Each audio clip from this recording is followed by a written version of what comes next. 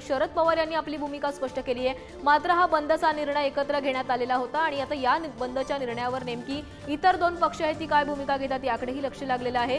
तर या संदर्भात पुन्हा एकदा अधिक बोलणार आहोत आमचे प्रतिनिधी किरण ताजणे यांच्याशी। किरण, शरद पवारांनी आपली भूमिका स्पष्ट केलेली आहे, आता काँग्रेस देखील चर्चा करते, उद्धव ठाकरे देखील थोड्याच वेळात आपली भूमिका स्पष्ट करतील।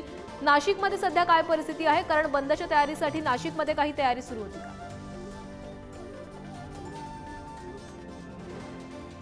कोर्टाने सुद्धा दाखवलं, कारण ज्या कारणासाठी बंद करायचं आहे त्या कारणावर सगळ्या प्रकारचे जे आहे कारवाई शासनातर्फे करण्यात आलेली आहे आणि कोर्टाने जे जे काही सांगितलं अधिकचं ते सुद्धा सरकार करत आहे। मग हे जर असं असेल तर अख्खं महाराष्ट्र बंद करून त्याचा काही उपयोग नाही। एकतर म्हणजे त्यातून कुठेतरी उद्रेक निर्माण व्हायचा, कुठेतरी आणखीन काहीतरी गडबड नुकसान व्हायचं उद्योगधंद्याचं। चांगला निर्णय कोर्टाने पण दिला आणि जे संपकर्ते होते त्यांनी सुद्धा तो माघार घेतला, चांगला निर्णय आहे। धन्यवाद। प्राची, आपण बघतोय की मंत्री छगन भुजबळांची प्रतिक्रिया होती, चांगला निर्णय महाविकास आघाडीकडनं घेण्यात आलाय अशा स्वरूपाचं त्यांचं म्हणणं आहे।